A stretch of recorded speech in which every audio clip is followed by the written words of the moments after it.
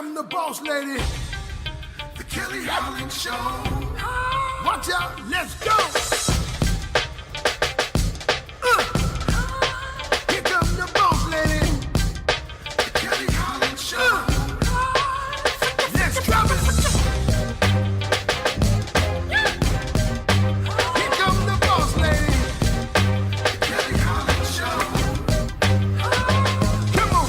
She gonna get it right. Research all about your life. Her info's always tight. Talking just to get inside. Gospel talking, Bible walking, wanna help you see. Faith is calling and she's walking with the victory. The king is on her side and she never quits.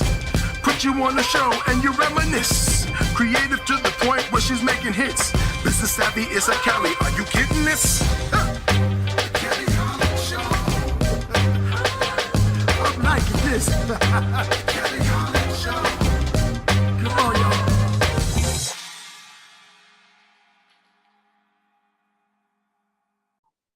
Thank you so much for joining us today and welcome to the Kelly Holland Show. I'm so excited to have this newly opportunity given unto me, and I'm so even more excited to share all the lovely guests that come onto this platform. Today we have Mr. Jason Davis with us. Hello, sir. How are you doing, Kelly? I am well, and yourself? I am doing excellent. It's a wonderful day. Excited to be here. Glad to have you. I know you as the king of the Clubhouse app, but others should also know that you run the Jericho Force Enterprises. Give us some background on Jericho Force Enterprises and a little bit about yourself. Yeah, sure. So I started my business, Jericho Force Enterprises, back in 2017, and I started off doing one-on-one financial coaching with families and small business owners. And so I focus on, from a financial education perspective, a lot of people, they need those foundational pieces. A lot of people want to jump to the building wealth, but they don't have the foundation, and that's budgeting, saving, debt, and credit. You get those four, then it's a lot easier to get to, the fun stuff, Kelly, like real estate and the stock market. So I started off doing that. And then as I began to look at my data, I realized a lot of the people I was serving, they were small business owners. So I started to lean more deeply into that, and they would bring up other issues like leadership and management, things like that. So I morphed over time into just a growth-based platform. So now I just flat out, I help business owners grow so that they can reach their full potential. So that's a little bit about what I do on the Jericho Force side. I speak, I coach, I train, I do a leadership experience, and I assess behavior using the DISC personality assessment. And then just a little bit about me, married to my lovely wife of 5 years as of this past March. So excited to be, I always tell her we're in 5 dot now, 5 and counting. I know the folks that if you're watching this, you're going to say, those kids are just young. Well, hey, we're celebrating every step of the way. We met in college at Georgia Tech. So it's definitely possible to find your sweetheart in college. So very excited to be husband to my wife. No kids yet. We are in that season. But I just have a passion for people, passion for faith, and just helping folks. And so that's just a little bit more about me and what I do in my business. Thank you so much for that quick bio. And it was impressive to know that you guys met in college and then still got married. That wink, wink to people. There was priorities there. So, there was, absolutely. I definitely understand that path. I too teach financial literacy. My main audience is youth and young adults. Of course, that's not a curriculum within their education, at least not in the public schools that I attended. And then when these young adults come out of school, they know that a job is needed. But just like you said, savings, debt management, being able to forecast your income and know no one's stealing from you, being able to save enough and only shop when you reach a certain goal instead of saying, I'm about to spend this whole check, and I'll get another one back. Girl, you're going to be broke for 3-4 days. I promise you. you spend that whole check. It ain't gonna last. So, Right. and that item you purchase is not worth it. So yeah, we go through a lot of steps to finally reach their financial potential, especially young mothers and fathers. Some in middle school, some in high school, that I have to transition into the reality of this world, which is, money, security, and healthy spending habits. So I'm glad we have that in common. What do you think today's youth is lacking that is pertinent for the new world?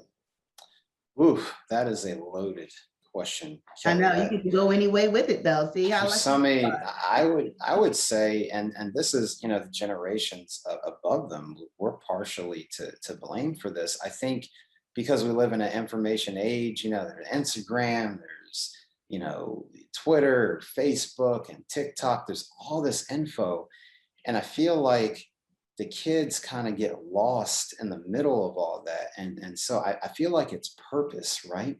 I feel Mhm. like the kids need a sense of a fortitude, a foundation. And because society, like I said, and we don't help, you got to do this, you got to do that, you got to make a way, you got to be about your business, but they've got to understand who they are. And Correct. that comes from purpose, it comes from encouragement, it comes from telling them, hey, it doesn't matter the background you come from, the family you come from, you can do this thing. So I Mhm. think that's a big thing plaguing our kids today. And I have the luxury of speaking to kids in different capacities and whatnot. And that's what I really see is just we get so busy in this fast paced world. And I think our kids are, though they're more advanced in dealing with things younger, but we don't just allow kids to be kids anymore, right? With this amount of connectivity and you got to do something, you got to make something of yourself. And along the way, Kelly, what ends up happening is that child is still developing. And we can inadvertently think that, oh, the kids, they're going to be fine. She's going to be fine. He's going to be fine. But they got to know who they are. And so we've got to be intentional about encouraging them and telling them that, hey, you can do this. You've got a community of people around you that can do this, whether that's supporting you in your learning journey, your career. I can't tell you the number of stories, Kelly, where kids, they remember this stuff. They get to the young, college, young adult age, and they remember something negative that a teacher or a coach or a parent, even unfortunately, they remember that stuff and they take it to heart. And we can derail these kids for months and years to come. So, Kelly, I'd say that's a big thing for today's youth is we've got to help them have a sense of purpose and Correct. passion. Yeah. I can't agree with you more. Even in my personal life, I had to come to the realization that my daughter does not want to go to college. There's Mhm. nothing about her that wants to go into higher education. She'd rather go to trade school. She'd rather Mhm. join the FBI or some type of criminal catching association. Mhm. And I had to live with that. I come from education. I have a master's degree. They watched me go through it. My education didn't come until I was a full-grown adult with children. So they watched me go through it one degree at a time, AA, BS, MS. And I just knew my daughter was going to college. So we did all the research through careers, what schools could give her the information for that career. And she just came to me the other day like, Mom, can I just go to community college? I really don't know what I want to do. That was not a dig to me. That was her finding purpose within herself. That was her acknowledging that education is still important. That was her saying, I don't want to waste money. That was her saying, I've made my decision and I would like to be a liberal arts major for 2 years. And perhaps once I get all those gen ed creds out the way, I have a better idea of where, I would like to spend my career. I didn't think that was the traditional answer, but I did applaud her because she said, I'm still going to achieve a goal, although I don't quite know all the ins and out. And that's also important in our life when we set these goals. Many times we don't have the wherewithal. Many times we don't have the resources. Many times we don't have the network, but we have intuition, we have will, we have guidance. And if you're spiritual like me, you have the Lord on your side. And so within that prayer life, it's much easier for the things to come to you as long as you ask God for it. Father, please help me break into this area of business. Lord, give me the network that I need to move forward. Help me reach the resources that are important to get to the levels that you want me to reach. And at the same time, I still have no idea. So we're going on faith, right? And we're going on the confidence that we have within ourselves or within God. And so when people can turn nothing into something, at least one time out of their life, that there is your miracle. It's not the burning bush you need to look for, sweetheart. It's the how this was achieved without me doing anything, or somebody just making a phone call and boom, it was done. Very little effort goes into the miracles that are given to us, and they're given to us because we needed a jump start. Do you agree or disagree? Ooh, listen, Kelly, if you had a church and we're preaching, I would be right there. And the Lord said, and the Lord said, grab your neighbor, I feel a shout coming on. Yeah, listen, if you were preaching, I would be there. I can't agree more, Kelly, and I love the transparency that you shared with your daughter, and that is a prime example of mother and daughter having a open enough relationship as mother and daughter to come together and have a tough conversation about just the reality of things and where she's at and what she's trying to do. So I just want to commend you for having that conversation. And I believe with the support you're giving her and with her giving that confidence, that's part of her foundation. She's seen her mother, she's seen the path that you've walked. And then now she's, it was said to me years ago, everybody, the family, it's all one tree, but everybody has their own root, their own offshoot. They'll always be part of the tree. She'll always be part of your tree. So I love that interaction there. And it's those kinds of conversations I wish that every kid, every mother, daughter, every father, son, every father, daughter, every mother and son can have. Hey, mom, dad, this is what I believe that I can do, and I'd like to do this. And I feel like kids, even in those formative years, even going into college, there's always, I feel like they're walking around these invisible signs of, mom or dad, do you approve? Is this okay? And so in that moment you brought, I want to be something. Or I want to be something. Yeah.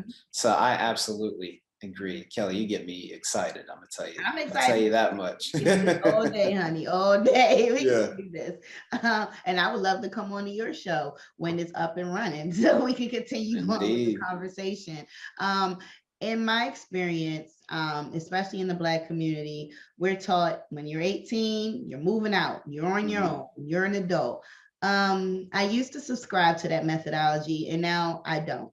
I now see that it's too much of a struggle to have these financial burdens fresh out of school. And I believe in my household and for whomever I'm coaching at the time, that it's not important to get them out the house soon as they turn 18. It's important to make sure they are world ready, that they have the life skills. And that may require more time, maturity, that may require more of an adult relationship now that your child is growner and now that they have this older age, you can start to feed into them more of these adult situations and advice. And also help them to be financially prepared when it's time to leave. Sweetheart, you can move out when you finish college. You can move out anytime before you're 30. You can move out when you're 30. I really don't care the time limit. I want to make sure you are financially prepared. I want to make sure you are doing things in the right manner. Like you said, we went to college, we got married, we're having kids in this season. That's the exactly way it needs to happen. I don't need no teenage babies around here because you're still growing up, baby. You're still growing up, and you need so much more help to get where you need to go now that you brought this new life into the world. Even although it's precious, right, that wasn't quite the order. And if that is your reality, that doesn't mean you're not able to grow. That doesn't mean you're not able to still do. It's just going to take you a little longer, and it's going to cost you a lot more money. Yeah, Do you Absolutely. think kids need to be put out at the age of 18? Now, here's what's interesting, Kelly. I feel like you said, in our community, I don't know that we ever really took time to unpack that. I feel like, sometimes we just take things on out of tradition. And Mhm. I'm not knocking, maybe for certain people, they needed to at 18. But if you look at the world that we live in and the student loan crisis and whatnot, I'm a big believer it's always ever taken a village. And so I think it's important in the Black community to step back and say, okay, well, first of all, where did that come from? I Like, have no hey, when you hit idea. 18, that you're gone. It's like, well, let's look at the origin. A, where did that come from? B, what does it mean for my household? Hmm. Or depending on your household, it might be advent, and key word on might. It might be advantageous for that son or daughter to leave the house at 18. I don't think we can make blanket statements like that, because every family is different, right? And so I think we have to unpack what it means. What does it even mean to leave the house, period? Whether that's 18, 25, whatever. And that means families coming together and talking about it. The Bible talks about training a child up in the way he should go. And when they grow old, they Mhm. won't turn from it. So it's that spiritual foundation, it's a life skill foundation, it's a financial foundation, it's a values, principles foundation that they're getting in the house. And so, depending on the circumstance, like, well, this child might want to go to community college, or they want to go to trade school, or they want to go get their bachelor's, or they have a plan like shortly after their bachelor's, they want to go get their master's.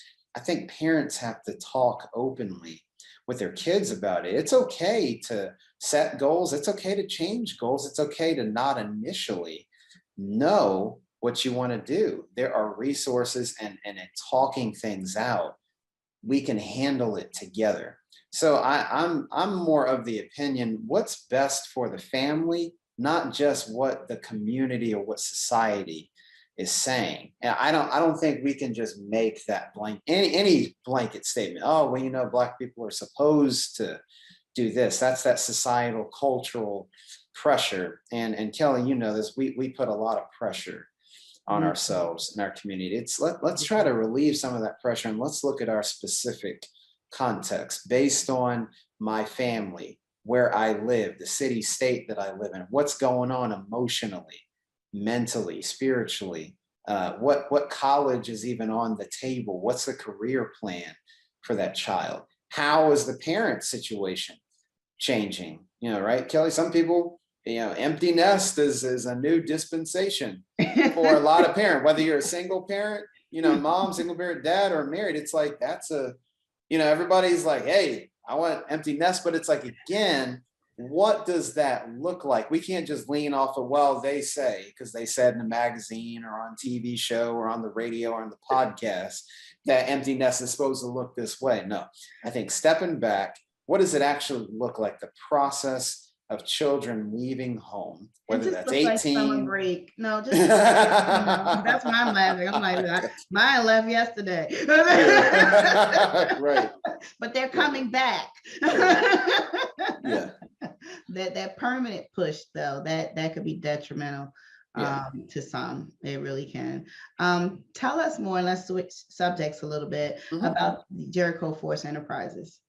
Yeah, absolutely. Well, I talked about earlier that I help business owners grow so that they reach their full potential. What does that mean? Exactly. Well, we take an approach that's three parts. We look at business growth, personal growth, and spiritual growth. So if you're followers of Christ, like Kelly and I, a big part of your growing in your business and being successful, and even your personal growth, maturing and changing, is your faith. And so you've got to have a faith foundation. So in my business, we talk about how all three of those are layered together. Yes, the business finances. Yes, the marketing plan and what systems. I'm big on that. On the money side, I teach on personal finance, but I also talk about the business finances and the systems that are in play. Do you have a way to take payment? Do you have a Mhm. way to market what you do? And do you have a way to house the product or service? Do you have a website?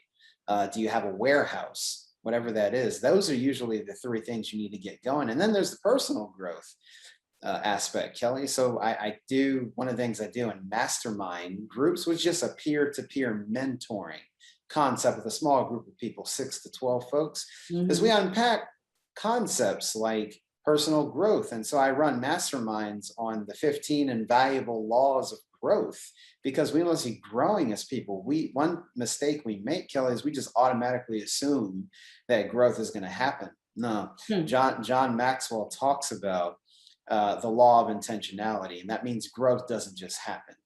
Some people, Kelly, unfortunately, they don't have 20 years of experience. They have the same experience over 20 years. Well, you don't want to do that. You want to be growing year to year. And that means there's something that I have to do. How am I handling life as it comes at me? How am I handling business? And then last but certainly not least, that spiritual component, spiritual disciplines. Am I in community? Am I reading God's word?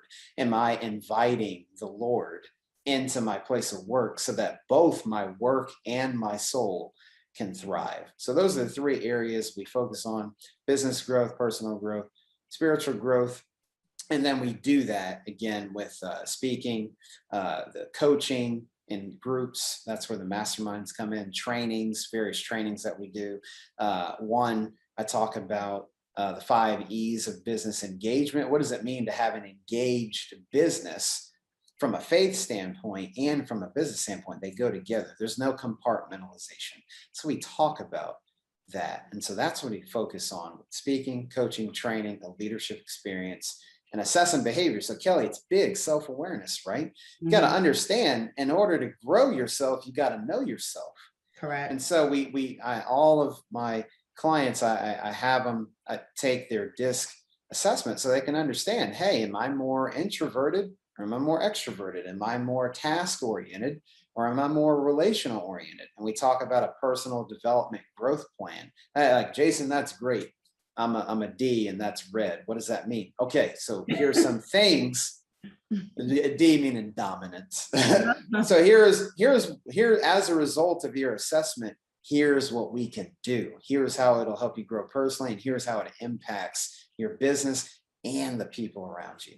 So that's what we touch on, Kelly. And even my book that I just launched back in March, Fortify Being Rooted in God's Plan for Work and Business. That's another resource that I help my business owners go through. Is like, hey, we got to integrate our faith into the work that we do. And here's some practical ways to do so with our values, with our leadership, with our finances, with our growth, with teamwork.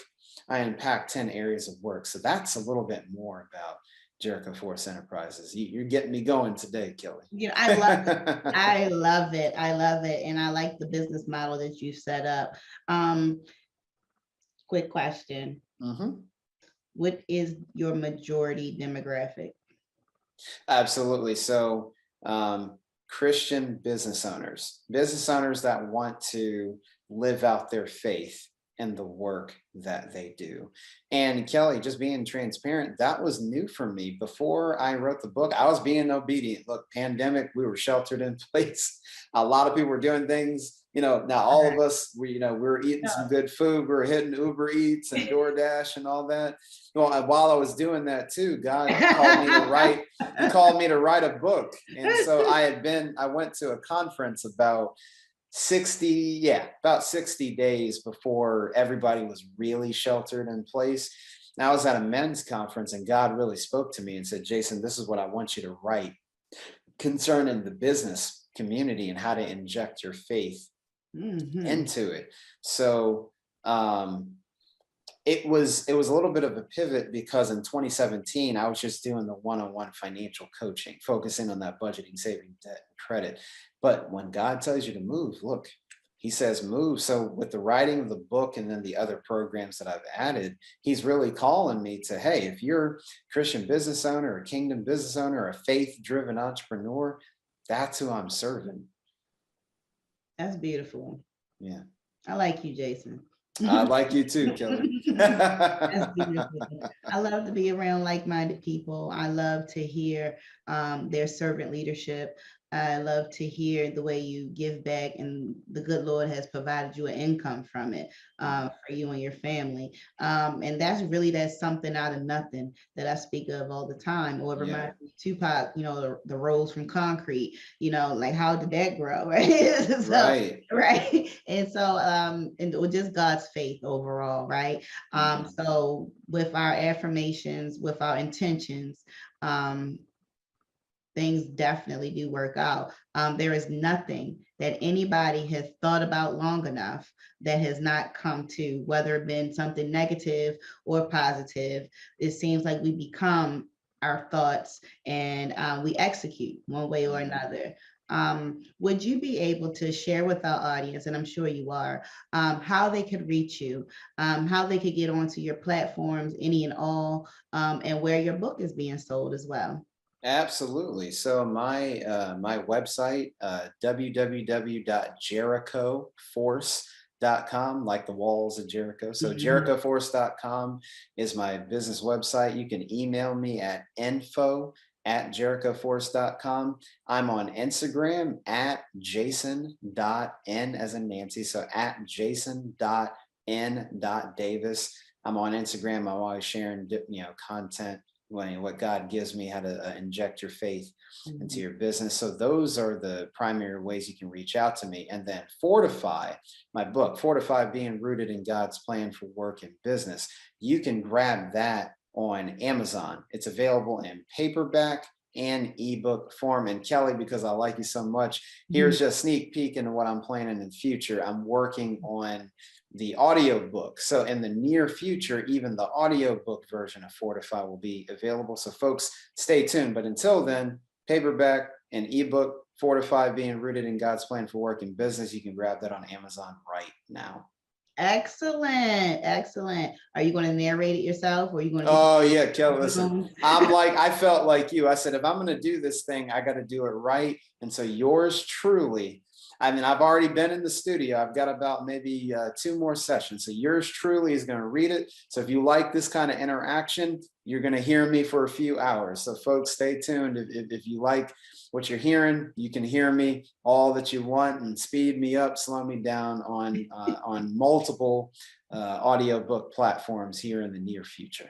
That is wonderful, Jason. And thank you again for joining us today on the Kelly Holland Show. It has been such a pleasure to have you. It's been a pleasure, Kelly, and I look forward. If you'll have me back, I would love to be back. Oh, you're definitely on the schedule. I was going to share that later. And thank you, audience, for tuning in today. You've just met my guest, Jason Davis. He is the owner of Jericho Force Enterprises. And you can also find him on Clubhouse. This has been the Kelly Holland Show. And never forget to tap back into your unspeakable joy. Have a great day, everybody. Free.